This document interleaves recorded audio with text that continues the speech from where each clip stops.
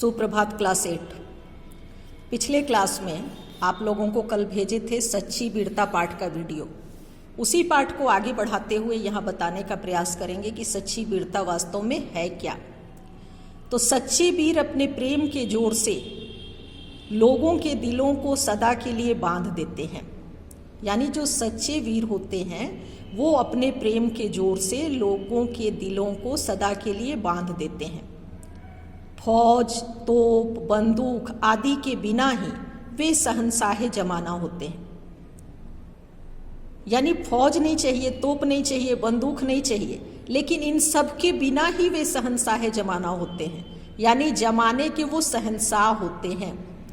इन किसी भी चीज़ की उनको आवश्यकता नहीं होती है, लेकिन वो जमाने के शहंशाह होते हैं। मंसूर ने अपनी मौज में आकर कहा कि मैं खुदा हूँ। एक व्यक्ति की चर्चा यहाँ हो रही है कि मंसूर जो है वो अपनी मौज में आकर कहता है कि मैं खुदा हूँ। दुनियावी बादशाह ने कहा यह काफिर है। यानी एक ने अपनी मौज में आकर कहा कि मैं ही खुदा हूँ और बादशाह ने कहा कि यह काफिर है। मगर मंसूर ने अपने कलाम को बंद नहीं किया, उसने अपनी आवाज़ को, अपनी बात को बंद नहीं किया। पत्थर मार मार कर दुनिया ने उसके शरीर की बुरी दशा की, परंतु उस मर्द के मुंह से हर बार यही शब्द निकला, अनलहक मैं ही ब्रह्म हूँ। मंसूर का सूली पर चढ़ना उसके लिए सिर्फ खेल था। यानी कि वो ये मान के चल रहा था कि किसी भी परिस्थिति में उसको अपनी बातों से पलटना नहीं है। वो अंत तक वही बात कहता रहा। आगे महाराजा रणजीत सिंह, उनकी चर्चा हो रही है कि महाराजा रणजीत सिंह ने फौज से कहा अटक के पार जाओ। अटक चढ़ी हुई थी और भयंकर लहरें उठ रही थीं। उन लहरों से पार पाना मुश्किल हो रहा था। जब फौज ने कुछ उत्साह प्रकट न किया तब उस वीर को जोश आया। यानी रणजीत सिंह ने फौज से जब वो बात कही कि आपको पार जाना है इन लहरों के, लेकिन उन लोगों में जब कोई भी उत्साह प्रकट नहीं हुआ, कोई भी उत्साह उन लोगों ने नहीं दिखाया, तब महाराजा ने अपना घोड़ा दरिया में डाल दिया। स्वयं ये दरिया में उतर पड़े और कहा जाता है कि अटक सूख गई और सब पार निकल गए। यानी जब उस दरिया में इन्होंने अपने उत्साह के बल पर प्रवेश किया तो ऐसा माना जाता है। इसका प्रत्यक्ष प्रमाण नहीं हो सकता कि दरिया सूखा या नहीं सूखा, लेकिन ऐसा माना जाता है कि वो दरिया जो था वो सूख गया और सभी उससे निकल गए। यानी उत्साह के आगे, साहस के आगे बड़ी बड़ी चीजें जो हैं वो कमजोर पड़ जाती हैं। लाखों आदमी मरने मारने को तैयार हो रहे हैं। गोलियां धुआंधार बरस रही हैं। आल्पस के पहाड़ों पर, आल्पस पर्वत है, आल्पस के पहाड़ों पर फौज ने चढ़ना ज्यों ही असंभव समझा त्यों ही वीर नेपोलियन को जोश आया। देखिए, ये नेपोलियन का प्रसंग बहुत प्रचलित है कि उसकी सेना जब उस पर्वत पे चढ़ने से इनकार कर रही थी, सेना जब हतोत्साहित हो रही थी, तो नेपोलियन को जोश आ गया और उसने कहा कि आल्पस पर्वत तो है ही नहीं।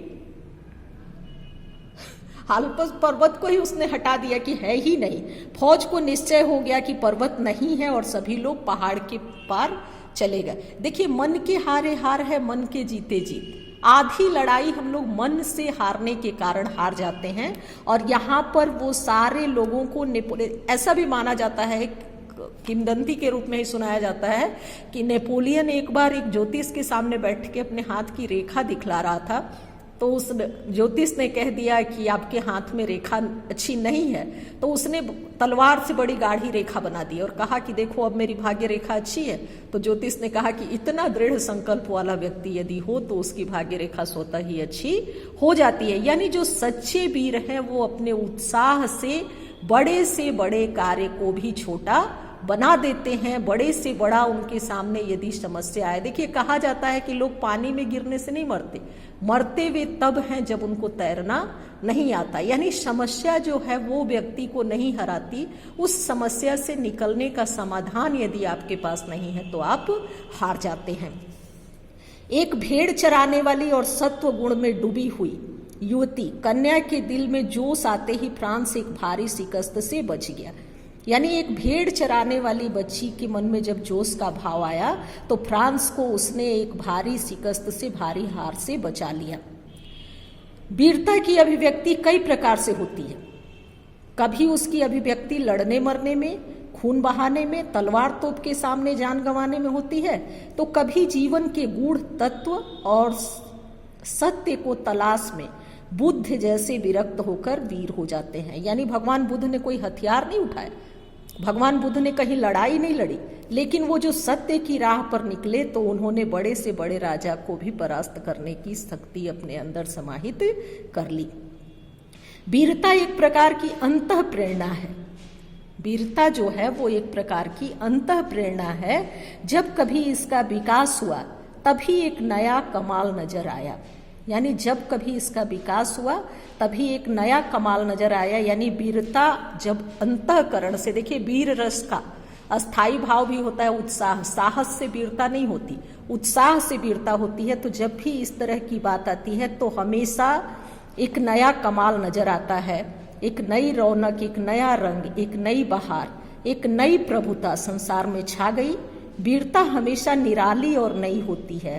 नयापन भी वीरता का एक खास रंग है। वीरता देश काल के अनुसार संसार में जब कभी प्रकट हुई तभी एक नया स्वरूप लेकर आई, जिसके दर्शन करते ही सब लोग चकित हो गए। यानी जब भी वीरता प्रकट हुई तो निश्चित रूप से उसने ऐसा प्रदर्शन किया कि उसको देख करके सभी लोग चकित हो गए।